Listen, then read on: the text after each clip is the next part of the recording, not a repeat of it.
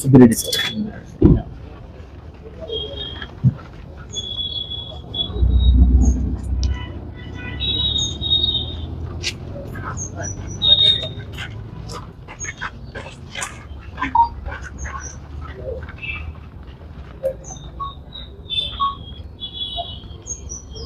మీకందరికీ తెలుసు, మన 1 టౌన్ పరిధిలో బీజీఆర్ హోటల్లో 1వ తేదీ రాత్రి మర్డర్ జరిగింది. ఆ మర్డర్ జరిగిన వ్యక్తి పేరు రాఘవేంద్ర అలియాస్ పప్పి. ఆయనకి రౌడీ షీట్ కూడా ఉంది 2 టౌన్ పోలీస్ స్టేషన్లో. మీకందరికీ కూడా తెలిసి ఉంటుంది, 2014 అంతకు ముందు ఇక్కడ సునీల్ గ్యాంగ్, దానికి ప్యారలల్ గా పప్పి గ్యాంగ్ అనేది ఒకటి ఉండేది. ఈ చనిపోయిన వ్యక్తి ఆ పప్పి గ్యాంగ్ కి నాయకుడు. మొన్న 1వ తేదీ 30వ తేదీ మనకి 1వ తేదీ మర్డర్ అయితే 30వ తేదీని మన ఈయన లోకేశ్వర్ రెడ్డి అనే వ్యక్తి, ప్రొద్దుటూరుకు చెందిన వ్యక్తి అక్కడ హోటల్లో రూమ్ తీసుకోవడం జరిగింది. హోటల్ రూమ్ తీసుకొని మళ్ళీ 1వ తేదీ రాత్రి ఈ సునీల్, ముజీబు వీళ్ళంతా కలిసి తాగుతునేటప్పుడు ఈ చనిపోయిన వ్యక్తి ఈ లోకేశ్వర్ రెడ్డికి ఫోన్ చేయడం జరిగింది. ఆ ఫోన్ చేస్తే డబ్బులు అడిగారని, ఆ డబ్బులు లేవు, కావాల్సింటే వచ్చి తాగు అని లోకేశ్వర్ రెడ్డి అనడం జరిగింది. ఆ లోకేశ్వర్ రెడ్డి ఆ రూమ్ నెంబర్ 206కి సుమారు రాత్రి 10:30 గంటలకు వెళ్ళడం జరిగింది.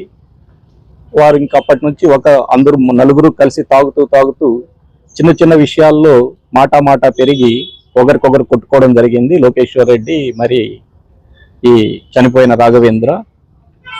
ఆ ఘటనలో ఈ లోకేశ్వర్ రెడ్డి అతన్ని ఈ తాగుతున్న లిక్కర్ బాటిల్తో తల మీద కొట్టడం జరిగింది.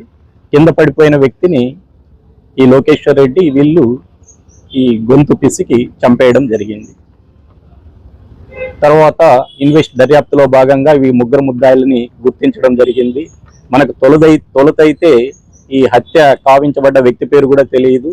తర్వాత దర్యాప్తులోను అక్కడున్న సీసీ ఫుటేజెస్ను వీటి ఆధారంగా హత్య గావించబడిన వ్యక్తి ఎవరు అని, ఆ రూమ్కి ఎవరెవరు వచ్చారని పరిశీలించడం జరిగింది.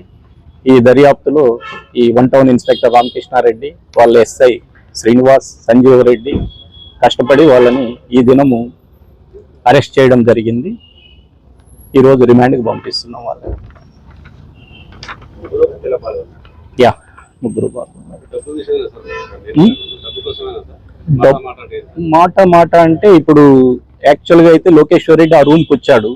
రూమ్కి వచ్చే టైంకి లోకేశ్వర్ రెడ్డి కాదు, ఈ చనిపోయిన వ్యక్తి రాఘవేంద్ర రూమ్కి వచ్చినప్పటికి లోకేశ్వర్ రెడ్డి, ముజీబు, సునీల్ ఆల్రెడీ ఉన్నారు మార్నింగ్ నుంచి. అక్కడ మార్నింగ్ నుంచి ఉన్నప్పుడు ఈ చనిపోయిన వ్యక్తి ఫోన్ చేస్తే రూమ్కి రమ్మన్నాడు.